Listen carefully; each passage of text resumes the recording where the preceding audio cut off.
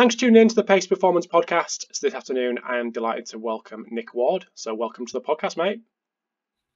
Thank you, Rob. Thanks very much for having me. Thank you very much for coming on. And before we go anywhere else, thank you to Stu for making the introduction, Stu McMillan. So it's always nice to have a recommendation. So it's good that he came forward with your name. So thank you very much for coming on, making the time. Anyone doesn't know who you are, just want to give us a bit of a background on yourself. We've spoken about this beforehand, and I'm probably more interested than anyone in this next bit. So yeah, background, education, and what you've been doing pre-ALTIS, and then obviously what you're doing at ALTIS. Sure, and I promised myself, as those people out there who know me, I can talk. So I'm trying to say, can I keep 25 years within 2 minutes? And, I think, so I've been involved in sport performance pretty much all my life. And, me and Stuart actually met back in my University of Calgary days when I was doing my master's degree out there in the mid-1990s. So it's about time he did me a favour, and so really it really emerged from back being a kid at school, my interest in all this. Obviously was a good athlete, but I was around in the days of the teacher strikes. So who become the de facto PE teacher? Me. Just had to keep things going really, and coaching and helping the kids out. Also got involved in coaching Abingdon Boys, a team I used to play for as a boy. And the boys team, so I got involved in coaching from a very early age as well. And I was the youngest person at the time ever to qualify as a football referee, one of the youngest people ever get an FA prelim badge. So heavily involved in sport. And during this time, I was a goalkeeper for Oxford United as well, and kind of England schoolboys level sort of stuff. And then bang, I got hit by glandular fever, mono for our US colleagues, and completely wiped me out. And just that experience showed really how little people knew what to do with me to help me make it back. And the one person who really was supportive, and two people I sort of grew up admiring, my two PE teachers, Roy Lewis and Roger Stroud. And Roger Stroud always wanted to get me into weight training as a kid. It's like, no, the physiotherapists say I can't weight train, I'm too young. That magic turns 16 overnight and everything changes. You can now weight train, right? So that really drove me to hopefully no kids really being in the same position. And I went to what was Newcastle Poly to do my undergraduate degree in these newfangled courses called sports studies and sports science back in 1989. All the PE colleges were kind of changing over. And, really kicked off from there. And to be honest, at the time, I wasn't really interested in physiology. I was more interested in management and marketing. My brother was a marketing guy. Took a year out, traveled a lot of Eastern Europe in those days, and kind of visit a lot of sports facilities in Eastern Europe, and kind of hanging out with people out there, got more interested in the physicality of training. And when I came back, completed that degree, and decided after that I wanted to go on and do a master's. And worked at a local gym for quite a while, Body Zone in Newcastle, and eventually went to Canada to do my master's degree. At the time, didn't really feel that the UK had a lot of experience, to be honest, in sport performance, or it was different to what I was looking for, what I thought I was looking for. So I ended up going to the University of Calgary. That was kind of preempted previously to a placement I did in Canada at the Dr. Paul Schwann Centre in Saskatchewan, in Canada, in the days when university placements were paid for. And I could take quite an elaborate trip to Canada for a number of months, actually, where I got involved in a lot of their sports science testing. And part of that trip, I went to Calgary, and I was just like blown away by the place. And so later I made it my kind of mission to go there to do a master's degree in kinesiology, which I did. And interestingly, I got heavily involved in adapted physical activity. And my actual interest at the time was more in the adapted field. And there was a European master's that I was also looking at, which kind of got shut down. So I couldn't do that. So I stayed on this path and, met Stuart and, started realizing that all these kind of linear, periodized, modeled approaches to training that I was kind of putting people through seemed to make sense, but it didn't feel right. You know, there was just something about it, and my mind was questioning it all the time. And, you know, starting talking to Stu, we start talking about complexity. Stu obviously was at that point was then, you know, doing some work with Dan Paff, and we just kind of gelled really in terms of where our heads were at. Met Matt Jordan at the time, who was actually a student of mine really? as well. Yeah. I didn't help him at all.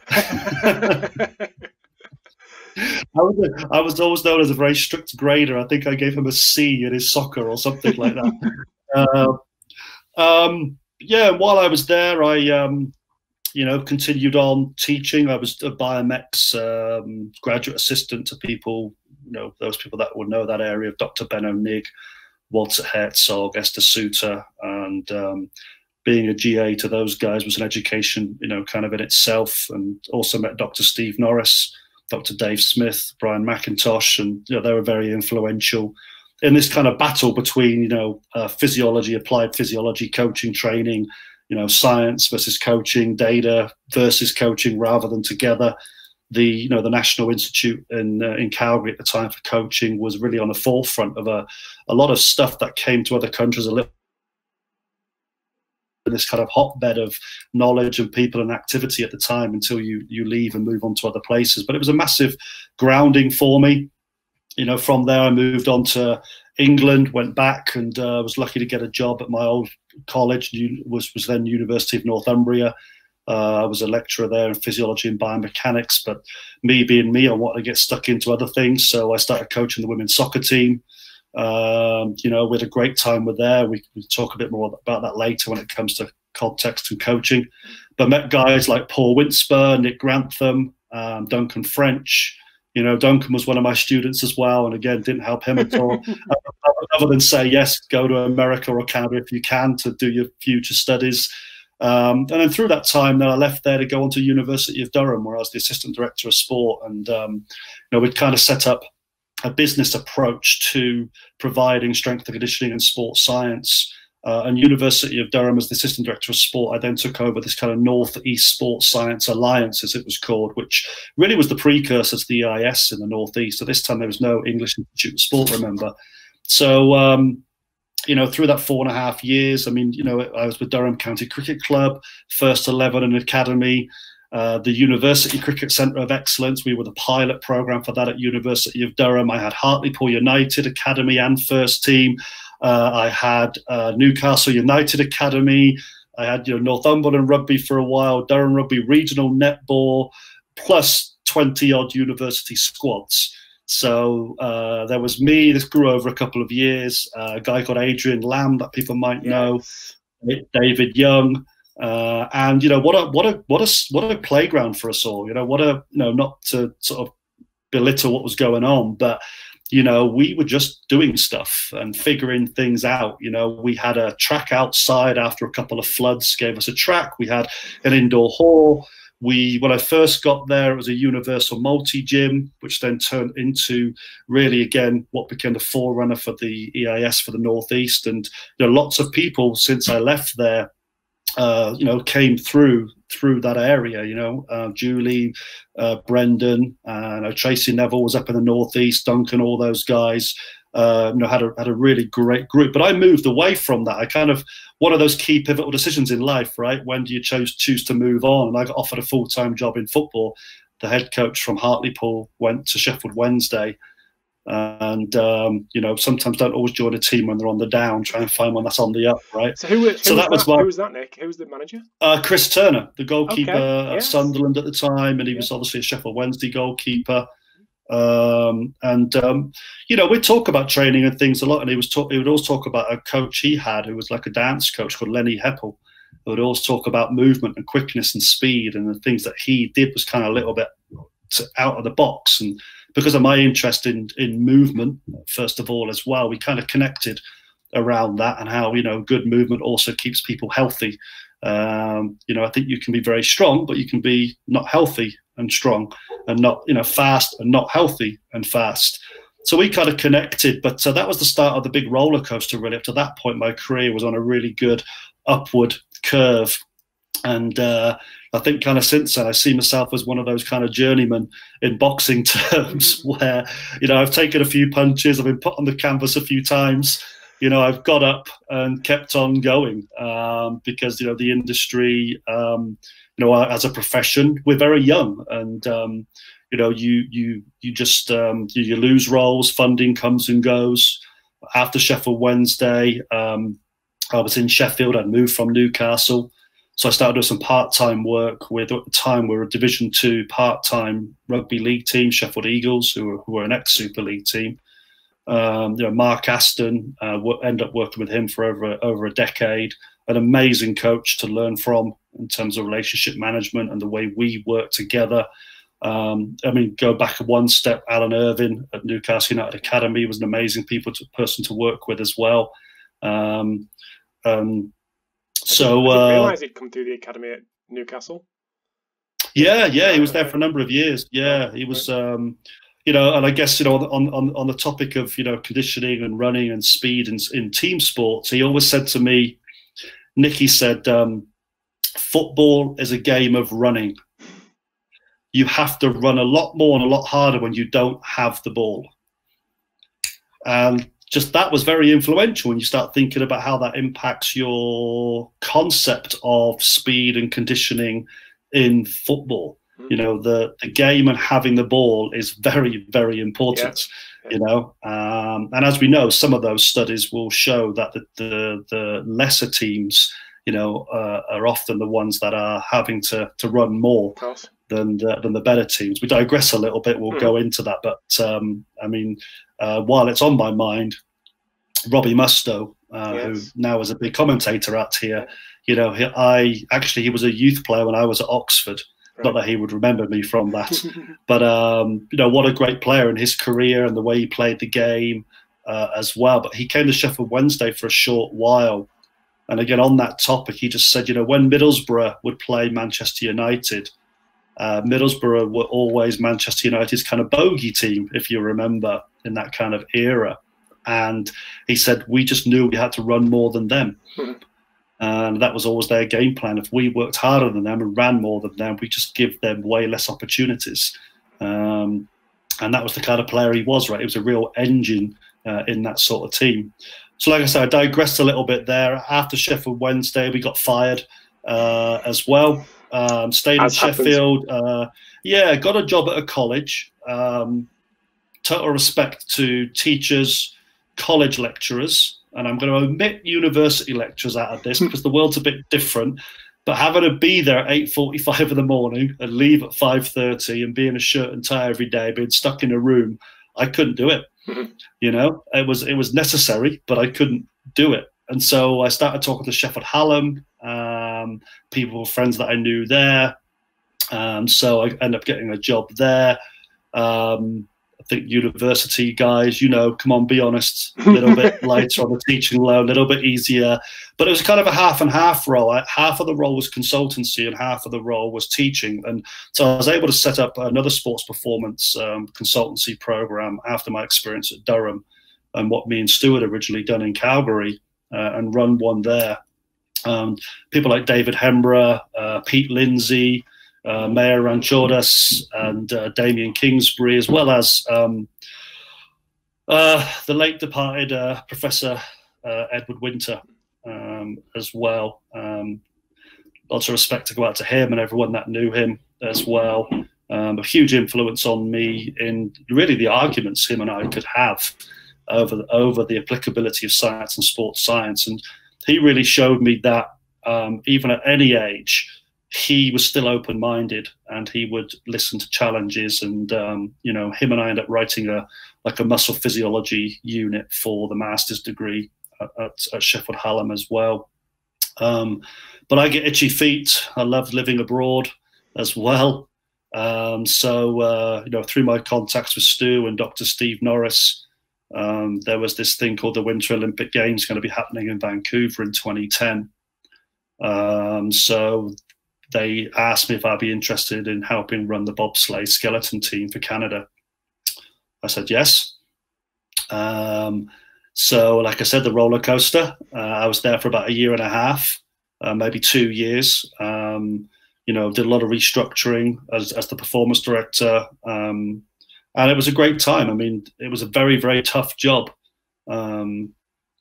Events, family-wise, my father-in-law and things took over, so I had to kind of move back.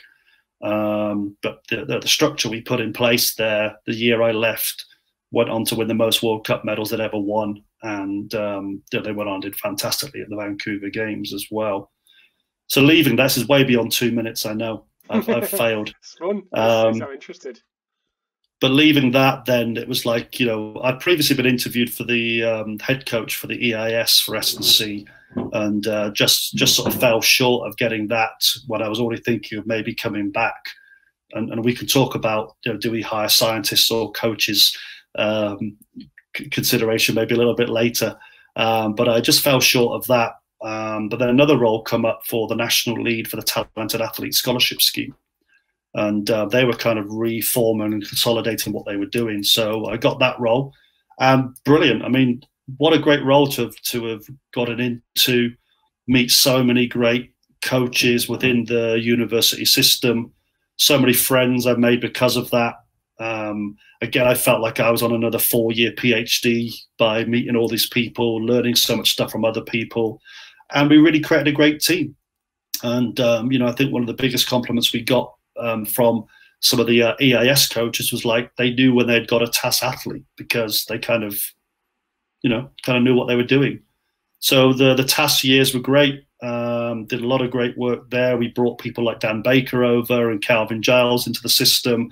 Then we kind of tied up a little bit with the UKSCA. In that time, I became a UKSCA tutor, and at some point got on the board as well. And those connections now are still strong now. I think you always measure the success of anything that you do by the friends that you keep, not always by the work that you've done. And so with the TAS lost its funding, so my job kind of went down to part-time. So it was like, okay, I need to go self-employed and get more work. So I ended up working with and starting a youth development program for the Derbyshire Institute of Sport, which was, again, absolutely amazing opportunity. Worked there with a guy called Andy Wood, who was a previous performance director of badminton and stuff too. Amazing character. Got a couple of other people involved with me there, a guy called Paul Joyce and Tim Lawrenson, who's down at Loughborough now as well. As well as that, so I then started working for Notts County Soccer Club, which was a disaster. The best thing there was meeting Keith Curl and working with Keith Curl and reuniting with Colin West as well from my days at Hartlepool and Sheffield Wednesday.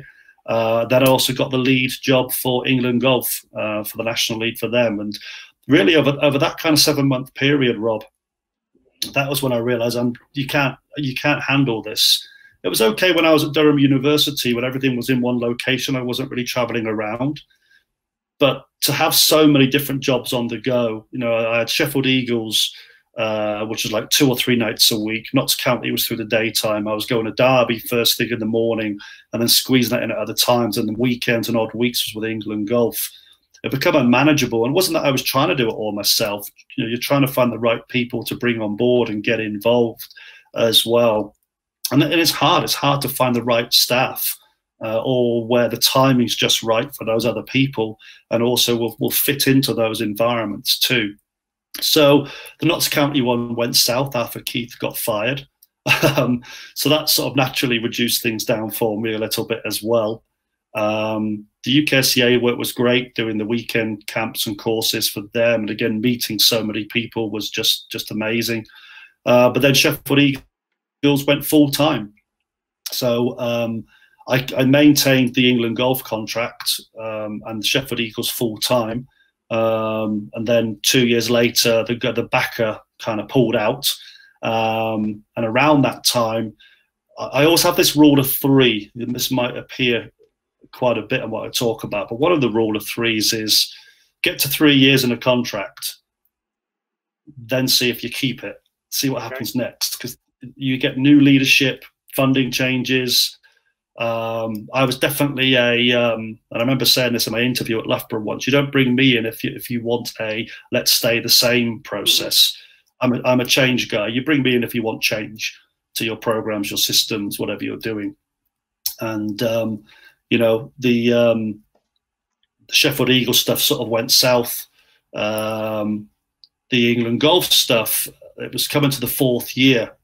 And Dan Coughlin was my joint lead. He was the lead physio. And I'm like, Dan, you're doing a great job here. You're learning so much stuff. You don't need me anymore. You kind of smell the wind a little bit as well, knowing that they want to cut it down and wake out one guy, do the job over two. And as much as many S&C coaches out there might cringe, I gave it to a physiotherapist. It's all about the people, right? You know, the people that you work with and the skill sets that they bring. So Dan, alongside actually Nick Jones, who we had about 10 or 12 regional S&C coaches, Danny Wilson, a lot of these people around the country that people will know now. So Nick kind of took on a senior role with that as well. So I let that one go. And the opportunity to go do ALTIS arose. I was also in a situation at the time with the work that I was doing, and I spoke to Brendan Chaplin quite a bit about this. How do I convert my business now where, instead of being like a 150 to 300,000 pounds of revenue, how do I convert this into $1 million? How do I do that? That next kind of step. Well, key is you can't be a one-man band. Yeah. You have to take a step back. You have to work on the business, develop the business. You can't be in the business. So I looked at that and I was ready to go for that, to be honest. And, and one thing I do want to say, I thank so many of my friends out there in the hard times for giving me work as well. Really, really appreciate a lot of you out there your friends are in times like that as well. So when the ALTIS offer came up, just timing was kind of right. My eldest son was in the army. My youngest son hadn't started his GCSEs yet. My wife was at a period in her banking career that it was pretty stressful. And just the stars sort of aligned to go, yeah, let's do this. Let's move. Didn't know anything about South Lake Tahoe. Knew Stu and a few other people that I knew had moved to what was at the time the World Athletics Centre and then become rebranded as ALTIS to take on this project. John Godinez said, when you're in a meeting and Stuart throws out a name, you tend to listen. Obviously I wasn't really known to these people, but I just think as I've just wasted 10 minutes of our time talking about my broad background, this is what this job needed, right? I'm not an expert in anything. I just know how to make things work and put things together. And the job in South Lake Tahoe then was connecting with a medical system called Barton Health. They were building a brand new wellness integrated facility, and they wanted a sports performance sort of service line with that. Long story short, we got, because of COVID, the program got cut in May. But in that time, we ended up, from a small town of 22,000 people, we had 450 clients. Wow. Over $650,000 of revenue. We had programs that overlapped and overlaid with the physiotherapy, so performance therapy type programs. We had obviously local soccer teams. We had some of the ski organizations. I started working with US Ski and Snowboard. Did a lot of the return to play from ACL work. Really got more heavily involved, like Matt and people like that as well, because of the force plate stuff. So again, here I was, another 4-year PhD. I had that block before and a block before that. So just amazing to have had this opportunity and extend into this amazing community in Lake Tahoe. And currently, other than just being heavily involved in the Need for Speed course for ALTIS over the last few months, my two skiers I was still coaching, Travis Gunong from the US team and Marie-Michelle Gagnon from the Canadian team, boyfriend, girlfriend, so it kind of helps in the same place. And, we're now just developing a couple of other facilities in this area for our sports performance services too. So that brings us back to the current position as ALTIS Programs Director, where I really business development, looking outside the central Phoenix operation there, and building programs, taking our kind of ALTIS training philosophy, principles. And I'm not going to say we don't have a system. It's a philosophy and principles that we can go into places and look at the environment, look at their context, and really work out with those people how this might work for them.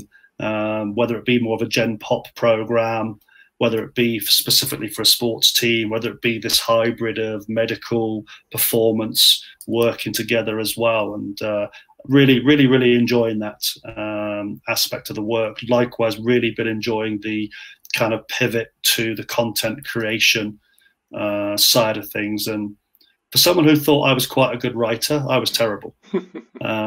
So having Stu as a mentor through that, it's been tough, those people that know Stu. But, you know, it's been, again, a very good experience to and drawing back from my time as a lecturer and at Sheffield Hallam University with all the teaching and learning initiative stuff that they had.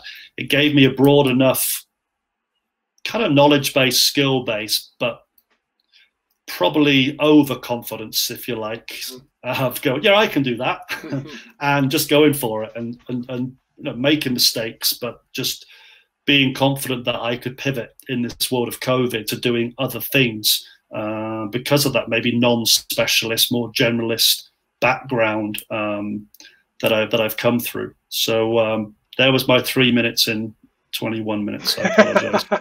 Don't worry, it's really interesting because, as I said before, it's something that I see a lot of that in me, in the kind of non-specialist, generalist, just getting into different things and kind of finding your way and being comfortable, just learning things that, yes, you have to, you know, get a result there and then, but something that's potentially going to lead to something further down the line because you could write, or you can do some video editing, or you're in the content creation or lecturing or whatever it may be. But it's interesting because you're probably the first person I've had on the podcast who has built a business or built multiple businesses and still had the theme of coaching running through it. So hasn't built a business in, I don't know, finance and then gone down that route. It's all been within our industry. And someone that's quoted numbers in terms of turnover and not cringe, which I love, because money makes everyone a little bit squeamish. So to pull them out is great. But where, in terms of your knowledge around business, and you mentioned marketing right at the start, that you were potentially going to go down that route because that was what you were interested in, because your family and whatnot. What influences have you had along the way in terms of business? You mentioned Brendan, who could potentially have been one of them, but who has kind of allowed you to tap into along the way with the marketing, with the content, with the business side of things? Because you don't get to the numbers that you quoted by fumbling the way through. That's like a genuine business. So who's guided you along the way, and who have you tapped into for that? Well, I guess it's a work ethic thing to a certain extent. I mean, there's the picture of my son on the wall there. I mean, he's just spent the whole, when businesses opened up, he's worked 7 days a week and some nights working his socks off to save for college. 12 years of age, I got a paper round. You know, when I wasn't supposed to have a paper round, I was too young. I was working on the building site as a labourer from the age of 12 with my brother. You know, you're just around people. My middle brother as well, he got a job dropping off pamphlets to sell showers. This is before electric showers were a thing.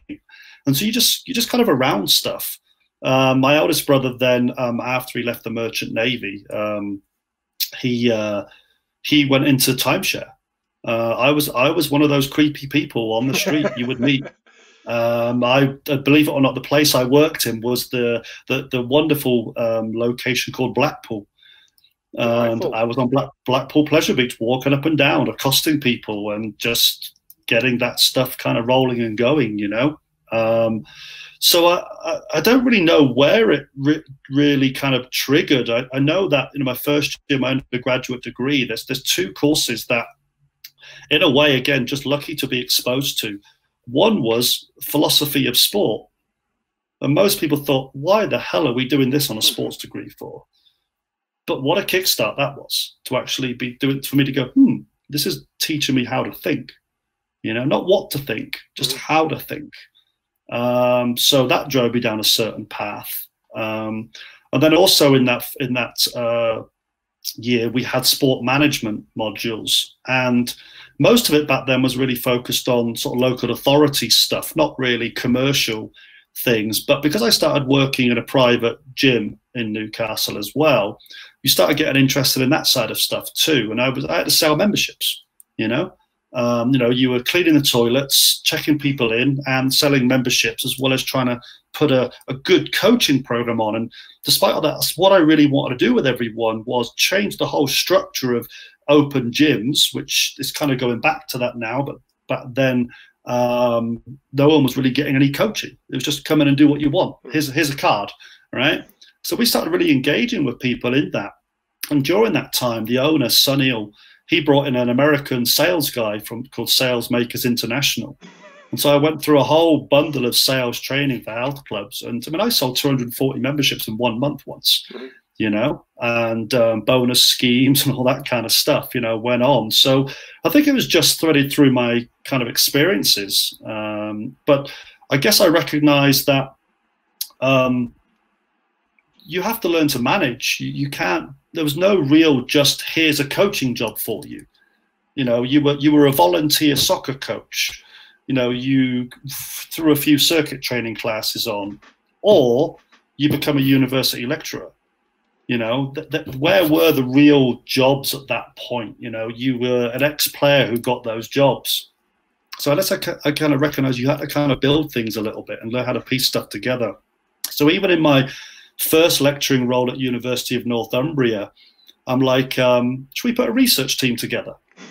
Why do we want to do that for? Well, it might give us some exposure. And, so me and Phil Hayes and a guy at the time called Dr. Kellis, who's a big biomex guy now, we put our own little sport performance research team in, and we started putting some posters and publishing some articles, good promotion for the university at the time. I started running a fitness club for staff, and that kind of got popular as well. But at the same time, you had to generate revenue.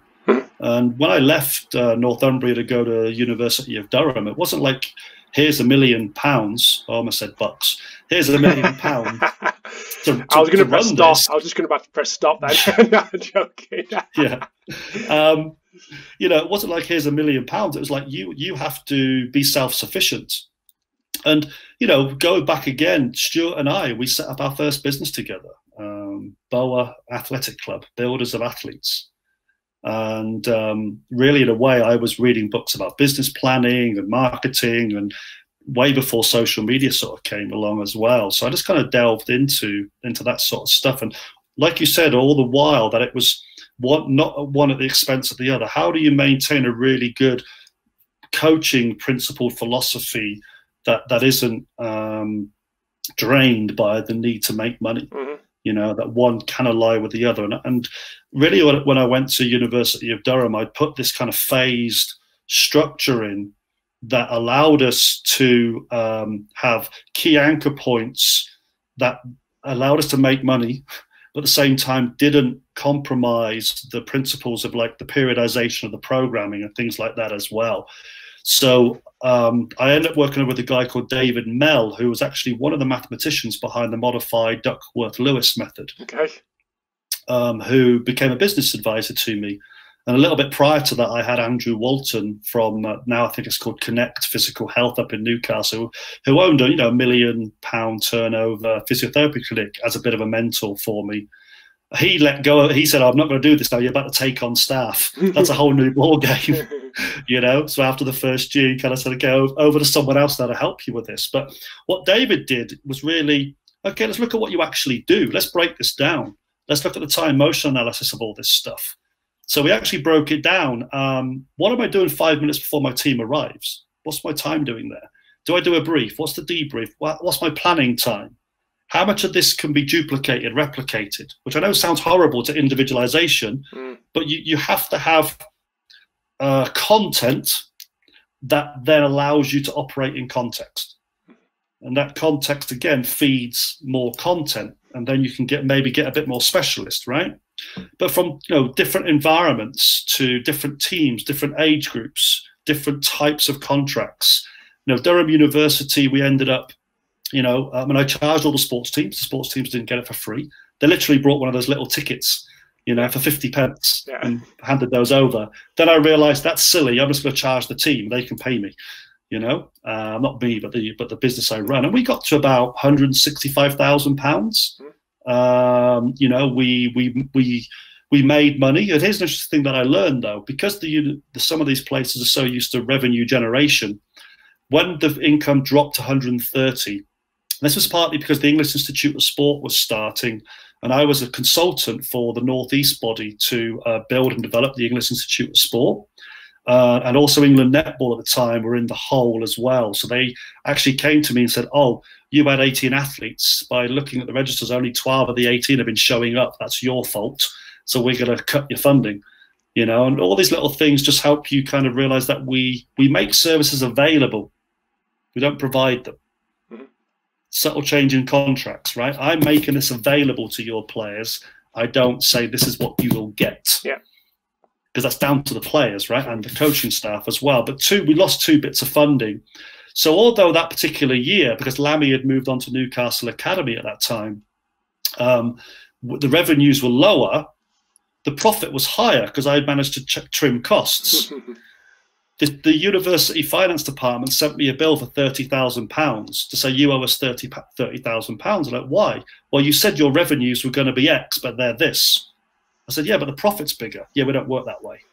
Oh. That was, again, a difference between working in those types of institutions and working commercially. You know, if my net profit was better commercially, I'm going to be super kind of happy, you know. So within all this, what happened? Hartlepool United made 2 playoffs. You know, Durham County Cricket Club made the first division. Colin Sanctuary came in and started running that program for me. Adrian Lamb was successfully going on to Newcastle United into a full-time job. The University of Durham went from, you know, one of the top 10, top 12 overall universities in university sport to top 5 and regularly in the top 3. So despite all this talk of business and compromise and money and stuff as well, you know, there's a lot of good success in the coaching staff that we had where they went on to and success for those teams as well. I mean, to stand back one night and watch over 370 athletes train, you know, in strength and conditioning over a 3 or 4 hour period, and how that was running is a pretty cool feeling to see that rolling like that. Yeah, I can imagine. Good stuff. Very interesting. I'd like to pull all that together and go off and chat about a couple of trends. And this was something that we spoke about last week, I think, when we were chatting about what we're going to have a little chat about on here. And given all that experience, different clubs, different businesses, different countries, different environments, different people, management, hands-on coaching, all that, there's things that come and go. I mean, and the thing that came into my mind today, before, was SAQ. And it was actually mentioned on TalkSport today with Trevor Sinclair, who probably was coming through at that particular time that we're potentially talking about, maybe like early 2000s when SAQ was all the rage. And just to get your take on some of the trends that have come and gone, why things have stuck around, what your process was when things did pop up, and whether you would implement them and carry on with them, or at what point you would go, everyone else is doing this, but I think this is nonsense, move away. Just that process, and if there's any other examples that you can think of along the way that have come and gone, or come and stuck around. Very interestingly, actually, one of the sessions in the ALTIS Need for Speed course, we kind of look at this trends and how research to a certain extent drives what becomes popular and what we coach as S&C coaches. But then Sophie and Nymphius would say that, you know, you've got to recognize that before that research was done, there was people doing this stuff before that. Then research gets it. Then there's a big jump in us as practitioners jumping on board with it. And one of the issues is that then we become so focused on a very specialized topic rather than recognizing our field is so young, we're not necessarily looking at theories of training, you know, as a lot of other way more mature fields of study have done. And so we get very myopic, you know, so there's a really good, I love my history, so I geek out on that stuff. That may not be interesting to everybody, but I think one of the key things is the role of aerobic development. You know, you had the Cooper Clinic, you know, in the 70s and 80s. You then had max VO2 testing, you know, as well. So initially, everything I was doing, and there's a reason I'm talking about this for, was percentages of max VO2, lactate threshold percentages, using heart rates. And I'm going, how do I do that in a team sport? That's intermittent. That isn't concurrent running. Doesn't seem to work. Oh, but I'm told I need to do max VO2 testing. I'm told I need to do a bleep test. How do I train people off a bleep test? So I'm like, well, what were they running at the end there? Okay, well, maybe I can use that running speed, you know, to look at something. Now, there was an idea. Maybe I should have marketed that a long time ago, right? But you know, you were caught in this whole aerobic as everything. Soccer was 80% aerobic. Sorry, football was 80% aerobic. So everything was aerobic training. You weren't looking at the real productivity side. So the reason I talk about that for, you can imagine when SAQ came along, and it was, you know, sexy American equipment, and it was fast, agile, decisions, get the ball involved. It was super sexy. Now, I'd already been doing some of that stuff in Canada. Obviously, from the track and field work with Stuart that I was doing there, you know, ladders and hurdles, things were already kind of in that marketplace. You had Peter Twist and, you know, Lauren Goldberg and those people kind of doing a lot of that stuff. So SAQ with Alan Pearson, I got introduced to that through Paul Winsper. And those of you who don't know Paul Winsper, Paul was a really influential guy for many of us in the UK with his time at Newcastle United, with people like Dean Riddle and other people as well. Our kind of little gang that would sort of get together. And these are the days when we were on 3-hour phone calls with each other, just like you and I are doing now, talking about training. There was no internet to go to and that sort of thing. And it was kind of fun. We had to kind of hypothesize what may or may not work, you know. Hey, you know, if we think we stuck them on the single leg press first, heavy, and then got them to run, wonder what might happen. You know, what if we jump on a wobble board first and then do some jumps? You know, what might happen? We were just kind of guessing from other stuff that was being theorized. So the SAQ stuff, you know, in their commercial model was about selling equipment, right, around a training theory. And I guess the number one thing that's really stuck is ladders. God, I remember putting parachutes on people and things getting tangled. It's a resistance running, and then you could let go of it. But I'm like, yeah, but they've completely changed how they run now. Yeah. But for a good year or two, you're playing with it. I had University of Durham. I had Hartlepool United at Newcastle Academy. We had this opportunity to sort of play with all this stuff. We had the timing gates. You know, we could test people's speed over these distances. You know, I think more than anything, it brought a way of engaging players with training. I think it was kind of fun as well. The variety to what they were normally doing, you know, was kind of probably okay for them. So there's some kind of, if you look at it from an evolutionary point of view, there's some benefits to it, but did it actually do anything? You know, because then what was the flip side or the next level from SAQ was all you got to do is get strong. Mm-hmm. That was what came next, right? Strength, big S. So all that stuff and the movement stuff kind of got hidden because now all of a sudden we had, what do we have? We had force plates. Yeah. We had jump meters. You know, we had, you know, velocity-based stuff. You know, I was one of the first people in England to bring the Vertec in. In fact, I was the first person in England to bring the Vertec in because Perform Better had to import them from the States because I was using them there. You had, you know, the Bosco real timer system and stuff coming out as well, you know. Globus, I think it was called at the time. So this then pushed everything into the power and strength. And I'm probably sure we followed America with this too.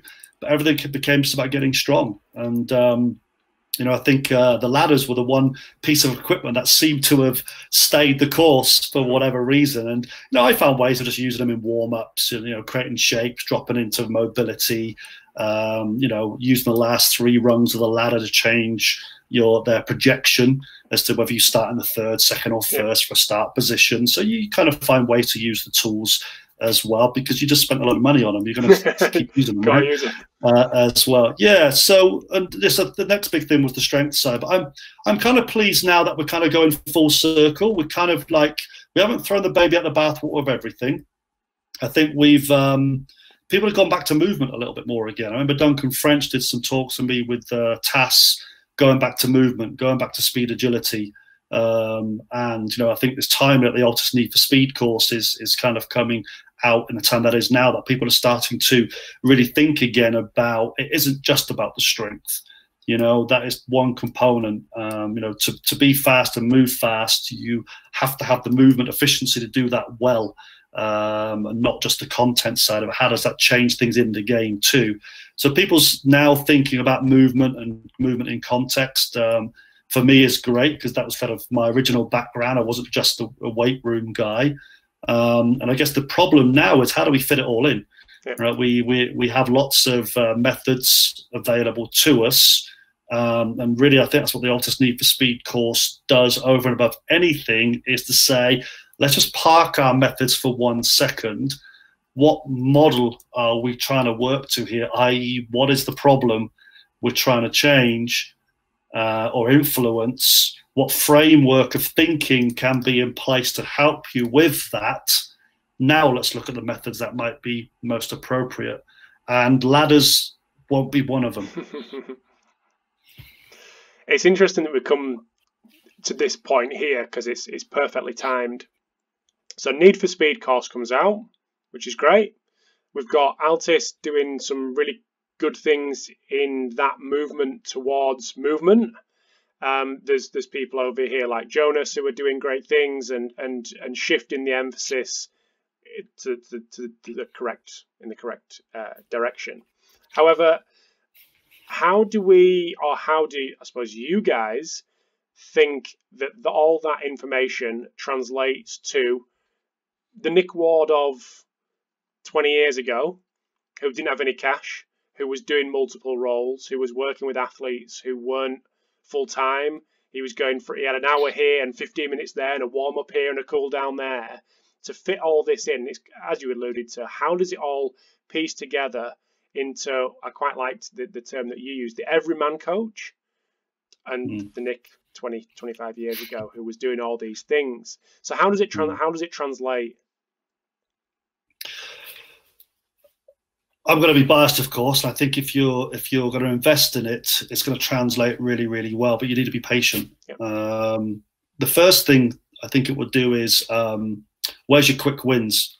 I always saw warm-ups as quick wins. That was what I'd call my fast lane. If I was going to any team, a big part of it was restructuring warm-ups and how they were put in place. Got to remember, when I first started doing this, I was lambasted by the Newcastle United Academy physiotherapists for doing dynamic warm-ups. I was making the players sore. All right. Oh, jeez. You know, what were they doing before? Just stood stretching, jogging, yeah, you know. So that just shows about relationship building, right? So a big part of this is how do you have great conversations with people? And part of that is, what's our hierarchy of priorities? What's our KPIs?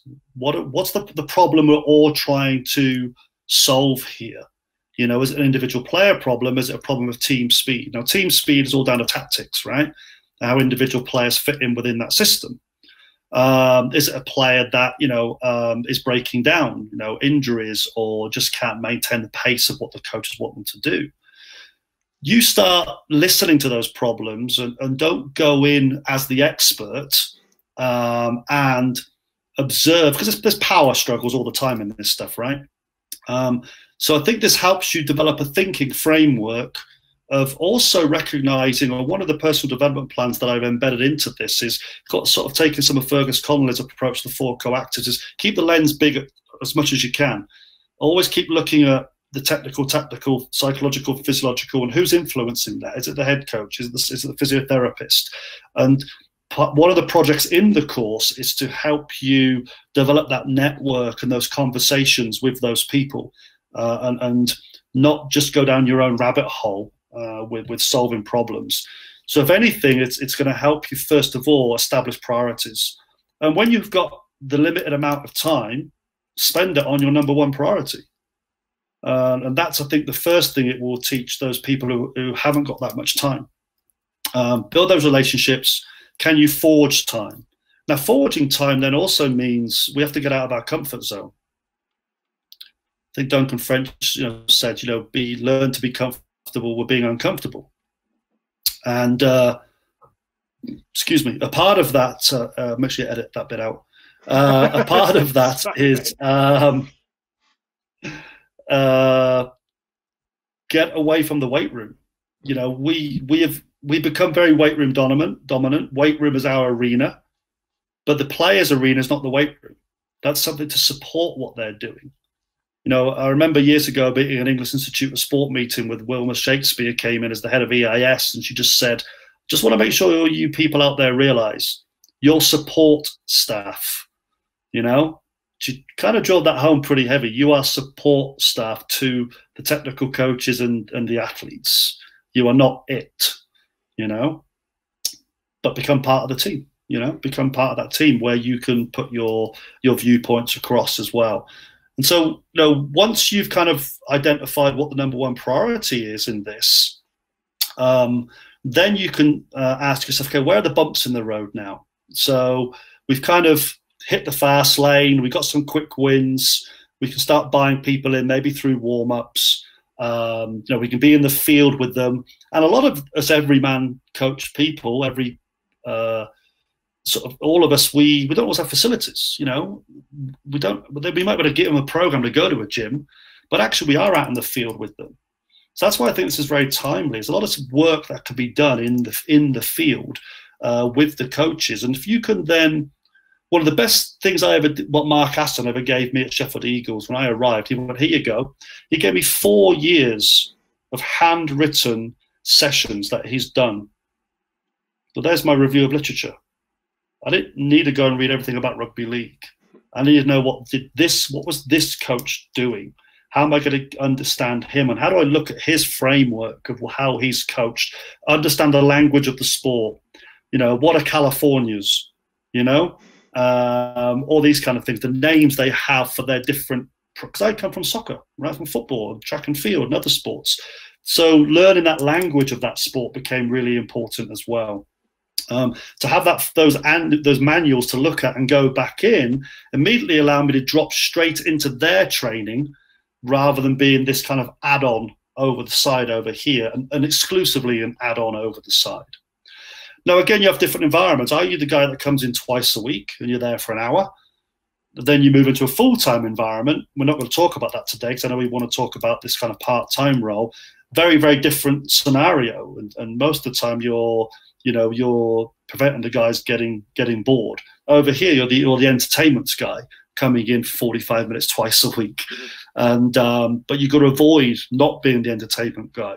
So the next thing is that, as well as building those relationships with the coaches and sort of staying around, and that's the hard part when you're trying to earn money. Am I going to zip off to my next session, or do I hang around now to watch what the coach is doing and be there for the cup of tea afterwards and have the conversations? So you have to kind of invest that bit of time into it as well, to help build that joined up framework of how you're going to implement some of this work. And then finally, what are the big potholes in the road? What are the things you're going to avoid stuff right now? And part of that is just a little bit of process of time to assess the situation, look at what the KPIs are, put those into a hierarchy, and what are the environmental influences that are going to, shift the order of some of those priorities around. Time being a key thing, relationships, what's the previous history of these organizations doing this? Are there players that are already buying in? One cool thing at Hartlepool United, again, it was all those contracts I spoke about at Durham University were all part-time. Chris Turner took over a team that at the end of that first year, he knew he could turn over all the players. Okay. He didn't have them for another year. Mm-hmm. So that's kind of cool. And then you're part of starting that culture and you're embedded into that culture of how we're kind of doing things as well. So that, I think they're the 3 key things: is what are your quick wins? Don't just look at methods, get your hierarchy of principles, and the framework within the ALTIS Need for Speed course really then helps you to think through the applicability of the methods that you want to put in place to solve the particular problem that you're facing as well. So hopefully that's a little bit of a synopsis. Yeah, no, absolutely. I think one thing that this really pulls out is, and especially just getting your journey in this little story as best I can, going from a part-time coach with no facilities, and at that time I guess you were probably the fitness coach as was then in football, and you were on the field a lot, you were with the coach a lot, you were watching training, you were getting involved, you were collecting balls, you were having chats. Then we get a little bit more money, then we have our own facility. So it brings the S&C coach in. So they're then in the gym, getting comfortable in that environment, getting comfortable in the gym, less comfortable on the pitch, away from it, isolating ourselves as the S&C coach. And as we've all probably had, the gym guy. He's the gym guy. He's kind of stays in there. This is getting them people to be comfortable back in that on-field environment where the coach can see you, people can watch what you're doing, and not been so comfortable and stuck in the gym.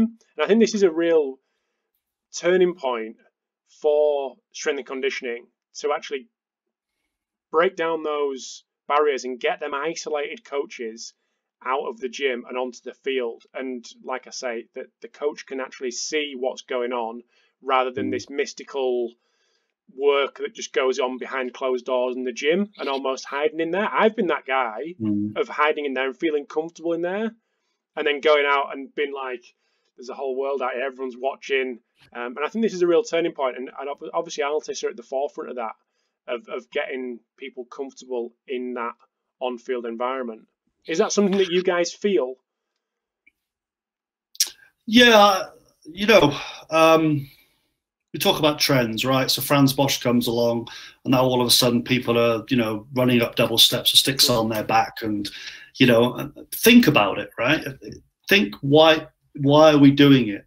And from the strength training to the technique of sprinting to Franz Bosch type work, and across all the myriad of stuff out there, just think. And what might be applicable over here isn't applicable over there, and so the weight room stuff is it might be your only way of impacting what they're doing, but pull back and ask what the bigger picture is again. What problem are we trying to solve? Too many, we're at England, right? UK, it rains. Your ability to get outside. I'm living in California now, but I'm in a place where there's loads of snow through the winter. Hence, ALTIS obviously are based in Phoenix. The ability to get outside becomes limiting.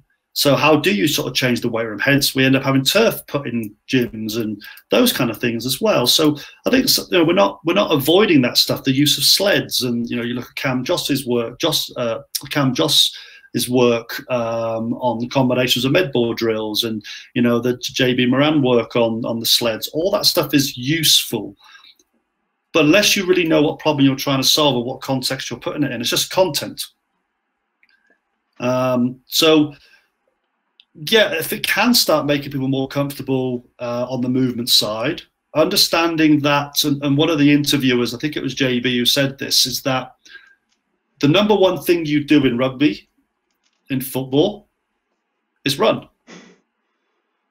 There was even a study came out a while ago about walking, and that all these people doing 10,000 steps, how many of those steps are they doing well?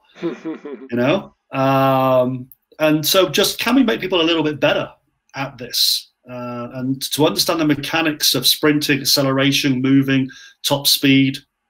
If we get very focused on the technique of Olympic lifting, why aren't we doing the same for running?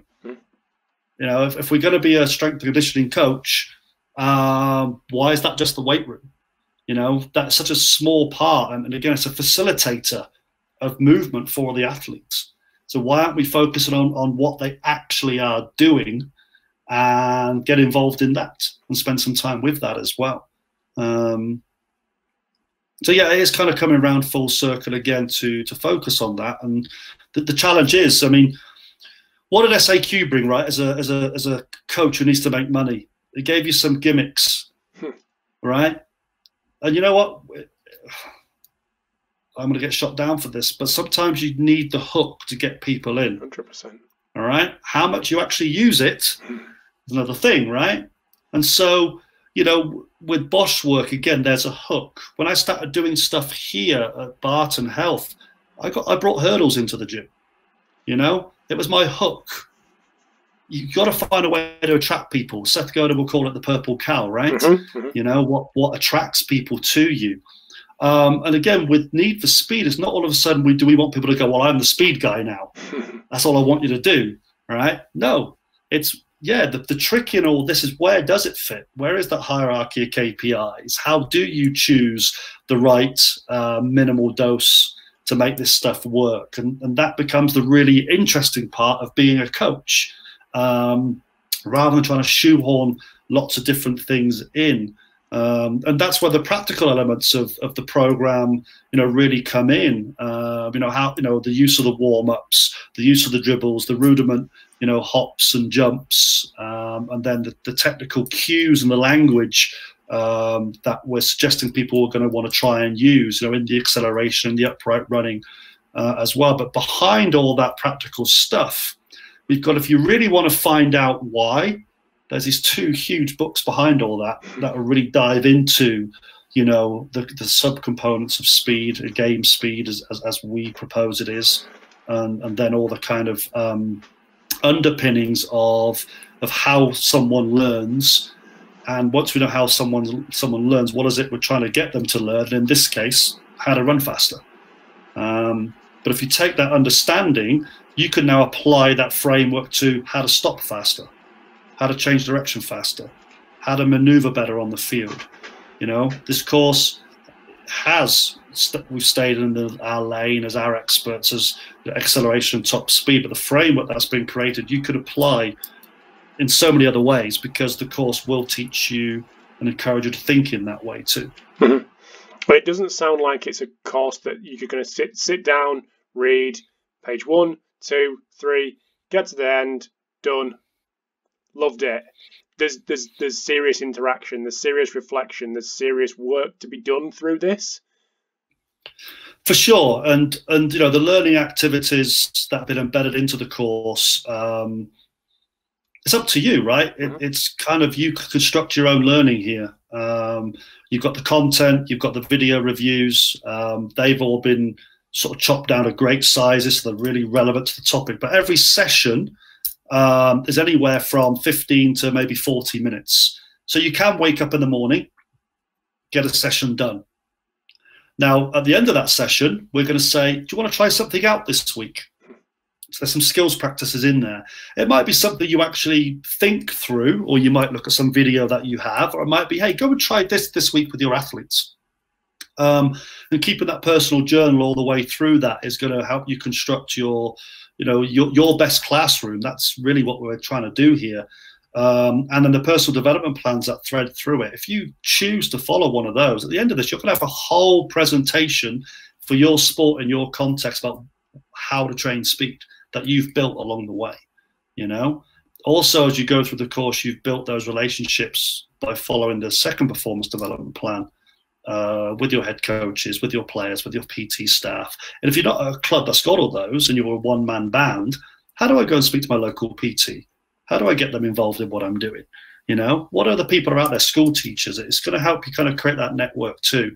So the other piece is that we've got to have starting next week, actually, a live digital classroom as well. So we're going to be I'm going to be like this, face-to-face with people, having chat rooms, setting some problems each week as well. So that I'm kind of really, really looking forward to, having that real open engagement with people on the course, as opposed to people just sort of studying it in isolation. We want people to learn out loud. Get out there and tell people, don't leave it to yourself. Don't try and be the smartest person in the room. Let people know what problems you're having or what you're not understanding. Yes, you could do that through our Facebook Agora group, but our digital classroom is going to be a separate one. But to your own friends, your own networks, the team talks that I've built in are encouraging that. Don't just keep it within yourself and our group. Get out there and discuss these things with other people, because we're still learning as well. We want that feedback of where have we got it wrong, what have we not considered, hey, you could have done more of this.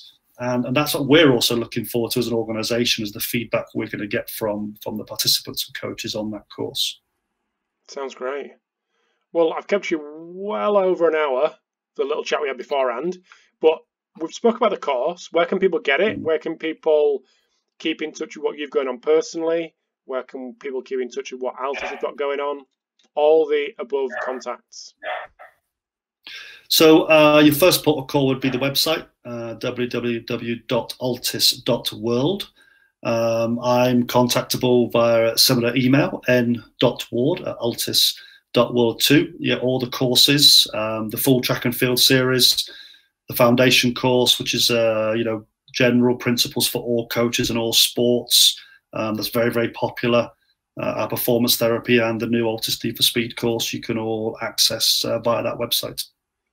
Perfect. Do you know your Twitter? Are you active on social? Yes, I am on Twitter. Twitter, I am on at Nick Ward UK, I think. Or maybe Nwardy at Nwardy UK, I think is my Instagram. Okay, nice. So, yeah. Good work. Well, thank you very much for coming on, giving up your time, and again, thanks to Stu for the intro. But no, I appreciate your time, mate. Thank you for the history lesson. That was really interesting. I took tons away from that personally, so I appreciate that. All right, thank you. Thanks, mate. Cheers, Rob. Bye bye.